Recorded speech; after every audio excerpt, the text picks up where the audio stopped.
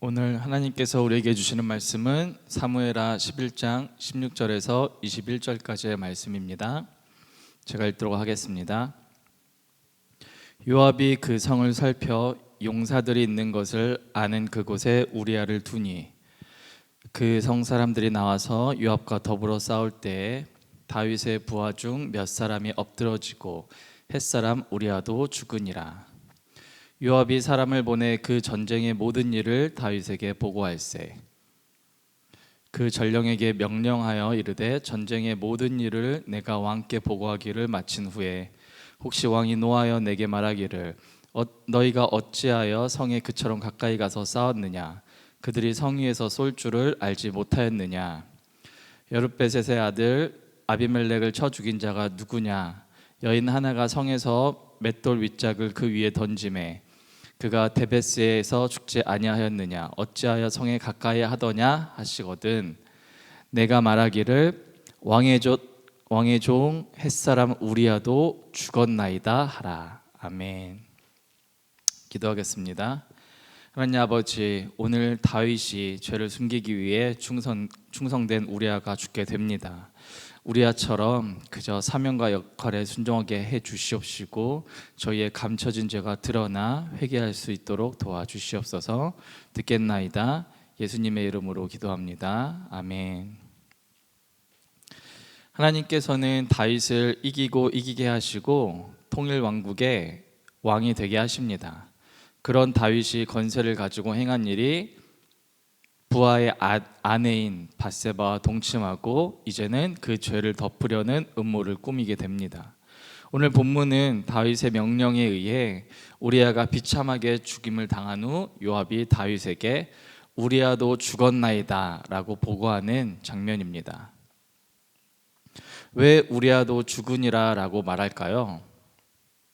첫째, 다윗의 명령에 충성했기 때문입니다. 16절에서 17절 말씀입니다. 요압이 그 성을 살펴 용사들이 있는 것을 아는 그곳에 우리아를 두니 그 성 사람들이 나와서 요압과 더불어 싸울 때 다윗의 부하 중 몇 사람이 엎드러지고 햇사람 우리아도 죽으니라. 오늘 말씀에 충성된 두 사람이 나옵니다. 바로 요압과 우리아입니다. 이 두 명은 둘 다 왕에게 충성되는 것으로 보입니다. 16절에 다윗의 명령을 받은 요압은 가장 싸움이 치열한 곳으로 우리아를 보냅니다. 요압은 다윗의 명령에 충성하는 것처럼 보입니다. 하지만 요압은 다윗이 아닌 자신의 권세를 위해 일하는 사람입니다. 그래서 다윗의 명령이 부당함인 것을 알면서도 수행하는 것입니다. 요압은 철저히 야망으로 충성하는 사람입니다. 요압은 다윗 왕의 은밀한 의중, 그것이 우리아를 죽여서 죄를 덮으려는 것을 꿰뚫어 보았습니다. 요압은 나의 유익을 위해 죄를 이용하는 것입니다. 이런 부하가 있으면 어떨 것 같으세요? 이런 부하가 있으면은 좋을 것 같지만 사실은 가장 불편하고 무서운 것이 바로 이런 사람입니다. 왜냐하면 나의 약점과 죄를 정확히 알고 이용하는 사람이기 때문입니다. 이 은밀한 죄의 거래를 통해서 요압은 다윗 왕조에서 누구도 건드릴 수 없는 막강한 권세를 쥐게 됩니다. 그리고 그것을 넘어서 다윗을 쥐고 흔들 수 있는 더 큰 힘을 갖게 됩니다. 진짜 사랑과 충성은 왕이 죄를 지으려고 할 때 목숨을 걸고 책망하는 것입니다. 하지만 요압은 충성심이라는 그럴듯한 명분을 앞세워서 다윗의 죄에 같이 동참하고 있습니다. 우리도 이런 명분 뒤에 숨어가지고 죄 뒤에 숨는 것이 있습니다. 그리고 요압은 이것을 통해서 잘 나가는 것처럼 보이지만 그 끝이 매우 비참하게 되는 것이 나오게 됩니다. 또 한 명의 충성된 사람이 나오죠. 17절에 보면은 바로 우리아입니다. 우리아는 충성 때문에 어떻게 되죠? 죽음을 맞이합니다. 여러분, 우리아가 충성만 하다가 아내를 빼앗기고 비참하게 죽은 그런 사람으로 보이시나요? 영화를 볼 때 저희가 제일 좋아하는 영화 장르 중 하나가 배신과 복수극이라는 테마인 것 같습니다. 우리가 생각하는 정의가 바로 인과응보이기 때문입니다. 사람이 만드는 영화 같으면은 죽을 뻔한 우리아가 다시 극적으로 살아나서 요압과 밧세바 그리고 다윗에게 복수를 하는 영화가 있다면은 너무 잘 될 것 같아요. 그런데 우리 하나님은 그것이 아니라고 하십니다. 우리아는 겉보기에 참 미련할 정도로 자기 자리를 잘 지키는 사람입니다. 너무 충성된 사람이에요. 다윗이 집으로 가라고 밀어내도 어떻게 했죠? 하나님의 언약궤를 지키며 오직 자신에게 주어진 역할에 충실했습니다. 이것은 다윗에게 충성한 것을 넘어서 하나님께 충성한 사람이라고 합니다. 그런데 돌아온 결과가 무엇입니까? 가장 믿었던 왕에게 배신을 당했고, 가장 사랑했던 아내도 나를 배신하고, 또 나의 상사인 요압이 적진 한가운데로 나를 몰려서 비참한 죽음으로 끝이 나는 것 같습니다. 우리가 바라는 영화처럼 극적으로 살아나서 복수하지 못하고 그냥 어떻게 되죠? 죽었습니다. 정말 세상의 눈으로 보면은 이보다 불쌍하고 비참한 실패자가 없는 것 같습니다. 우리도 이럴 때가 있는 것 같아요. 내 역할에 충실하고 내 역할에 충실해서 가정에서 직장에서 정말 말씀을 보고 눈물로 자리를 지켰는데 가족에게 배신당하고 남편에게 배신당하고 부인에게 배신당하고 여자친구에게 남자친구에게 배신당하고 또 사람들에게 외면당하고 직장에서 잘리는 배신의 기막한 일을 당할 때가 있습니다. 정말 이럴 때 우리는 영화처럼 내가 어떻게든 성공하고 어떻게든 살아나서 복수를 하겠다 이런 생각을 하는 게 참 많은 것 같아요. 바로 제가 그런 사람입니다. 그런데 우리 주님은 이 스토리를 복수극으로 만드시지 않습니다. 어떻게 하셨죠? 훗날 마태복음 1장에서 예수님의 족보에 우리아라는 이름이 기록되는 기막힌 이야기를 보여주십니다. 성경은 그 자리를 솔로몬의 어머니나 다윗의 아내 또 밧세바라고 쓰지 않고 다윗은 우리아의 아내에게서 솔로몬을 낳고라고 못 박아 기록합니다. 하나님은 왕의 권력을 가진 권세를 가진 다윗보다 또 억울하게 사명을 다하고 죽어간 이방인 햇사람인 우리아의 이름을 끝까지 기억하시고 기록하신 것입니다. 정말 내가 세상에서 지어진 이름 같지만 구속사 안에서 예수님의 계보를 잇는 영원한 별로 빛나게 하신 것입니다. 우리도 당장 내 삶의 고난과 억울함이 해석되지 않아도 사명의 자리를 끝까지 지키고 하나님께서 충성된 자는 하나님이 반드시 책임지고 기억하실 줄 믿습니다. 세상은 복수를 말하고 인과응보를 부르짖는 것 같지만 구속사는 하나님께서 주신 역할의 사명, 질서 순종의 사명에 충성하는 것을 말하고 있습니다. 내 역할에 충실하다가 하나님께서 주신 말씀대로 살다가 억울한 일을 당하고 심지어 죽는 것 같아도 하나님이 기억해 주신다면은 그것이 사명을 감당한 인생이고 영원한 말씀에 또 하나님의 보시기에 승리입니다. 적용 질문입니다. 질서 순종과 충성을 했지만 억울한 배신의 사건을 당한 적이 있나요?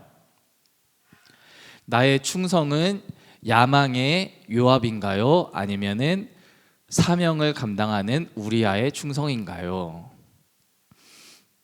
왜 우리아도 죽으니라라고 말할까요? 두 번째, 완전 범죄라고 생각했기 때문입니다. 18절부터 요압의 보고가 이렇게 쭉 나와요.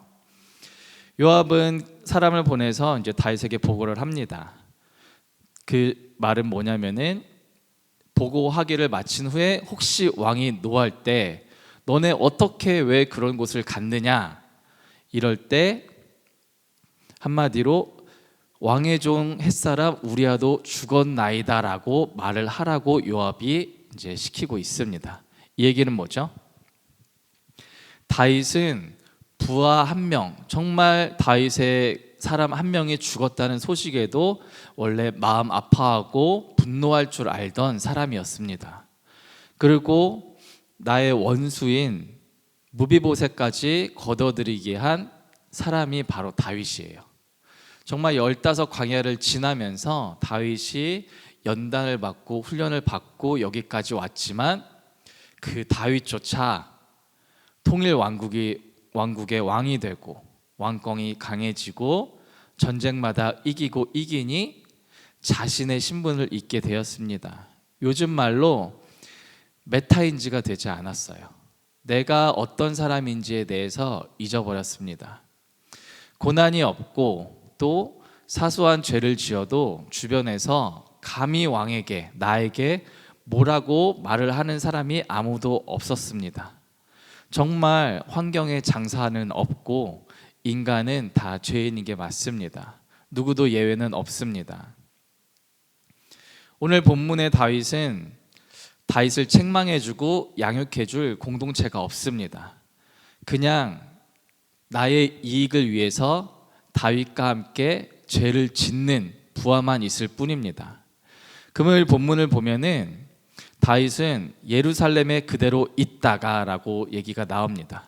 그리고 사소한 죄를 짓고 내가 원래 연약했던 그 연약함에 치명적인 죄까지 발전하게 됩니다. 반면에 우리아는 어떻죠?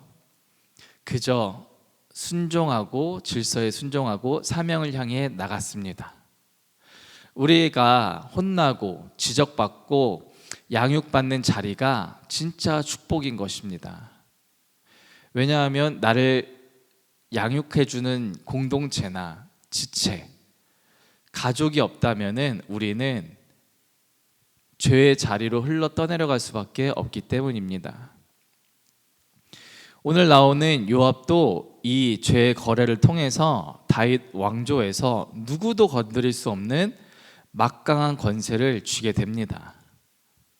어떠세요? 이렇게 살다 가는 요압이 부러우신가요? 하지만 이것은 나라를 저주로 몰아가는 죄였습니다. 다윗도 우리아가 죽었나이다라는 보고를 듣고 어땠을까요? 잘 해결됐구나, 완전 범죄가 성공했다고 이렇게 생각했을 것입니다. 하지만 이 죄는 어떻게 되죠? 결국 다윗 개인을 넘어서 이스라엘 전체에 피바람을 몰고 오게 됩니다. 다윗과 요압 개인의 일을 넘어서 또 우리아라는 그 한 사람의 죽음을 넘어서 나라 전체의 저주로 흘러가게 됩니다. 하나님은 택자들의 죄를 넘어가지 않으세요. 하나님은 속지 않으십니다. 왜죠? 바로 다윗을 사랑하시기 때문입니다. 그래서 다윗이 잘해서가 아니라 죄가 드러나는 축복으로 인해서 다윗이 예수 그리스도의 계보에 들어가는 복을 받게 되게 됩니다. 우리는 죄의 습성은 숨기고 은밀하고 감추고 싶은 게 죄의 습성입니다. 하지만 죄의 흔적은 남습니다. 그리고 하나님은 기억하십니다. 우리가 내 죄가 사람들에게 혹은 하나님 앞에 철저히 드러나고 걸리는 것이 바로 최고의 축복입니다. 왜일까요? 걸려야지 내 죄를 볼 수 있기 때문입니다. 또 걸려야지 내가 그 죄에서 돌이킬 수 있기 때문입니다. 그리고 걸리고 수치를 당해야지 비로소 예수 그리스도의 은혜와 예수 그리스도의 죄 사함을 알 수 있기 때문입니다. 적용 질문입니다. 내가 하나님이나 사람 눈을 속이고 은밀하게 덮으려고 했던 죄나 잘못은 무엇입니까? 또 아직까지 걸리지 않고 넘어갔다고 사람들을 다 속였다고 생각하는 죄들이 있습니까? 이것을 목장에 오픈할 수 있으십니까? 또 내 죄가 드러나는 것이 나를 살리시려는 하나님의 축복임을 믿으십니까? 저의 죄패 또한 모면을 위해 거짓말을 하는 거예요. 제가 처음 교회 왔을 때 고난과 죄패를 물어보면은 고난은 학생 때, 중학교 때 암에 걸렸던 게 나의 고난이라고 얘기했고, 그리고 죄패는 속이는 거, 거짓말하는 거라고 많이 얘기했습니다. 왜 그럴까 생각해 보면은 어릴 때부터 혼날 짓을 참 많이 했어요. 혼날 짓을 참 많이 했어요. 그러니까 제 인생은 혼나지 않기 위해서 사는 게 이제 저의 인생 키워드처럼 된 게 있는 것 같습니다. 그러니 넘어가려고만 하고 모면하려고만 하고 별일 없이 넘어가기만 하면은 다시 옛날의 잘못이나 내 행동을 고치지 않는 것이 너무 많았고, 그리고 모면하려고 하기 때문에 거짓말을 많이 했습니다. 제가 속인 것이 발견되고 드러나서 혼나는 것이 너무 싫었던 것 같아요. 어릴 때부터 보면은 참 혼날 짓을 많이 해가지고 혼나니까 이게 너무 싫었던 것 같아요. 근데 이것이 저의 이제 죄의 사소한 죄부터 생긴 습성이 돼서 감추고 감추려는 죄로 발전하게 되었습니다. 제가 우리들 교회에 온 것이 바로 이런 속이는 사건이 드러나게 되어서 우리들 교회에 정착하게 되었습니다. 제가 대학교를 이제 졸업하고 나서 제가 신학대를 나왔는데 진로를 사역자로 하는 것이 자신이 없었어요. 왜냐면은 남들처럼 뭐 공부를 잘하는 것 같지도 않고 뭐 유학을 가야 되나 이런 것도 잘 모르겠고, 내가 받은 고난이 있지만 해석이 되지 않았기 때문에 내가 사역자로 하는 것이 맞을까 이런 생각이 들었고, 하지만 또 신학교에서 나오면은 남들 다 가는 코스면 신대원으로 가야 되나 이런 생각이 있어가지고 늘 갈등과 고민을 많이 했던 것 같아요. 그렇지만 신대원은 가기 싫어서 시험을 핑계대면서 그때 정말 잘 놀면서 지냈습니다. 그런 저를 보시면서 부모님은 이제 걱정하시는 거죠. 그래서 이제 늘 하는 얘기가 공부 안 하냐, 준비 안 하냐는 소리에 저는 우리 이제 자녀분들 다 그렇죠. 그저 뭐라고 하는 것만 듣기 싫은 거예요. 그래서 듣기 싫으니까 내가 알아서 한다고. 우리 이제 주제가죠. 내가 알아서 하고 있다. 그리고 듣기 싫으니까 그냥 하고 있다라고 둘러대기 시작했어요. 그러면서 그때 한참 뭐 자전거에 빠져 있었는데 자전거 타고 어디 놀러 가고 다니면서 지냈던 것 같아요.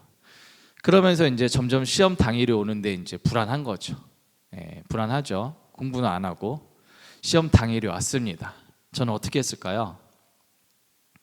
시험을 보지 않았습니다. 그러면 이제 부모님은 이제 물어보시는 거죠. 시험 어떻게 됐냐? 시험은 봤냐? 라는 소리에 저는 어떻게 했을까요? 시험 보고 왔다고 이렇게 거짓말을 시작했습니다. 그리고 이제 몇 달 후 결과가 어떻게 됐냐고 물어보시더라고요. 그래서 이제 저는 이렇게 생각했어요. 1차는 합격하고 2차에서 떨어졌다고 해야지 이제 생각했습니다. 귀신 들린 거죠. 그래서 1차는 합격했다고 부모님한테 거짓말을 했습니다. 하나님은 보니까 기만하는 것을 넘어가지 않으시는 것 같아요. 제 삶에서 보면은 제가 이제 그때 우리들 교회를 다니곤 있었어요. 그때 말씀이 창세기 말씀이었는데, 그때 우리 교회에서 늘 하는 얘기 있잖아요. 주일 말씀 수요예배를 가면서 얘기하시는 게 죄를 오픈하라고 이제 계속 말씀하셨어요. 저는 이제 들으면서도 생각하는 거죠. 뭐 안 걸리면 되지. 뭐 나중에 그냥 떨어졌다고 해야지. 이렇게 이제 경고를 주셨지만은 그냥 무시했었습니다. 이게 이제 연말쯤이었는데요. 이제 연말 되면은 저도 이제 어릴 때부터 하던 게 송구영신 예배니까 그 당시에 교회도 이제 우리들 교회도 제대로 다니지 않으니까 저는 휘문에서 그 12시에 송구영신 예배를 드리는 줄 알았어요. 12시에 휘문을 가니까 닫혀 있더라고요. 저는 처음에 서프라이즈인가 이렇게 서 있는데 그 체육관 문도 닫혀 있는 걸 보고 어떡할까 생각하다가 저희 동생이 같이 있었는데 동생이랑 같이 집 앞에 있는 교회를 갔습니다. 보통 이제 저희가 송구영신 예배를 드리면은 말씀 카드를 많이 뽑잖아요. 그래서 카드를 거기서 그 우리 집 앞에 있는 교회에서 뽑았는데 이런 말씀 뽑혔어요. 요한일서 1장에 이제 만일 우리가 죄를 자백하면 저는 미쁘시고 의로우사 우리 죄를 사하시며 모든 불의에서 우리를 깨끗하게 하실 것이요. 예, 자유케 된다고 이렇게 얘기하셨는데 이 카드를 뽑았는데 그 수많은 카드 중에 어떻죠? 기분이 나쁘잖아요. 그래서 이거는 하나는 놓고 또 하나를 또 뽑았죠. 그 다음 말씀은 뭐 그냥 좋은 말씀이었던 것 같아요. 기억도 나지 않아요. 이것을 뽑고 저는 이제 집을 갔는데 하나님께서 저를 사랑하셔서 3일 후에 제가 대학원 시험을 안 봤다는 것이 드러나게 되었습니다. 이렇게 숨기고 넘어가려고만 했던 것이 드러나는 것이 그 당시 저의 분수령적인 회개의 사건이 되었어요. 왜냐하면은 저는 늘 제가 어릴 때부터 아프고 암에 걸린 게 있으니까 하나님도 부모님도 나에게 암을 주신 가해자구나 이렇게 생각하면서 나는 당연히 하나님과 부모님께 이래도 돼라고 하면서 제가 제 마음대로 사는 게 있었어요. 그 당시 창세기 말씀인데 이때 말씀이 이제 피해자 가해자 말씀이 이제 저의 말씀이 된 거죠. 이때 제가 걸리는 사건으로 부모님이 처음으로 저에게 실망했다라는 얘기를 할 때 제가 처음으로 하나님과 부모님께 피해자가 아니라 가해자구나를 처음 알게 되었습니다. 그때 제가 이것을 고백하고 정말 6개월 동안 교회에 울면서 다녔던 기억이 나요.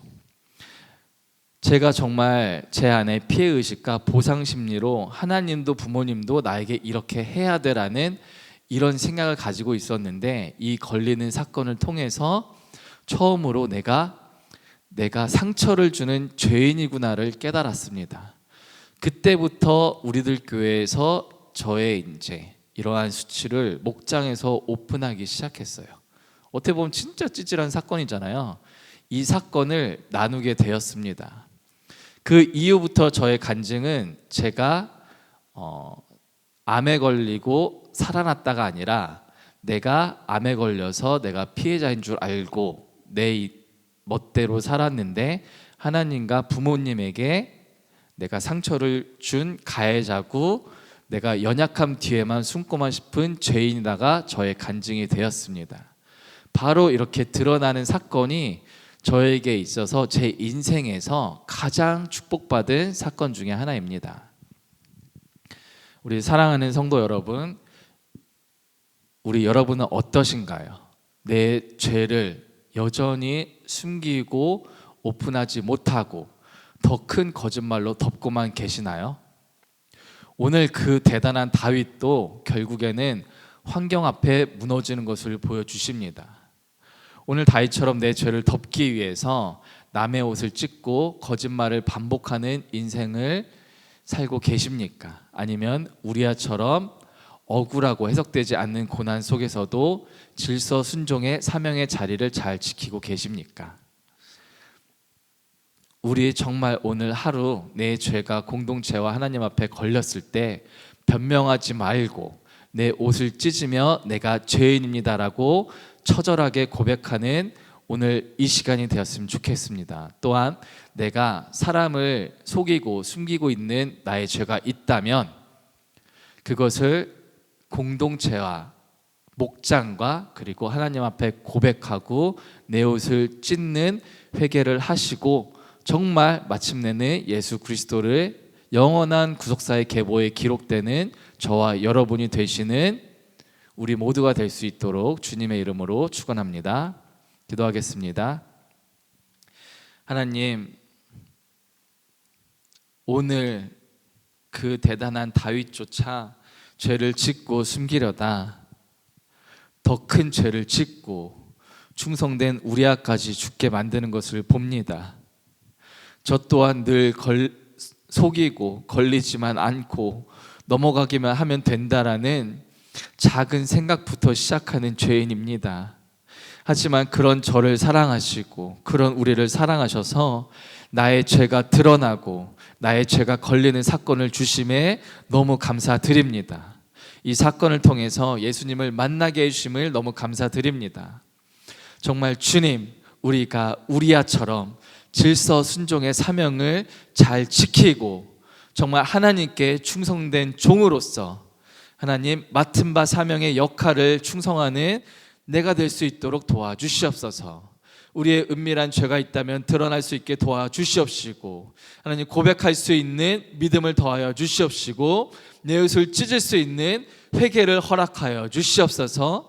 그로 인해 정말 주님의 구속사의 계보에 올라가고 정말 주님께서 가장 좋아하시고 가장 사랑하시는 회개의 우리가 될 수 있도록 인도하여 주시옵소서. 하나님, 우리 교회와 목장이 각자의 내 죄를 보고 옷을 찢는 목장이 되게 하여 주시옵시고, 하나님 우리의 공동체를 불쌍히 여겨 주시옵소서.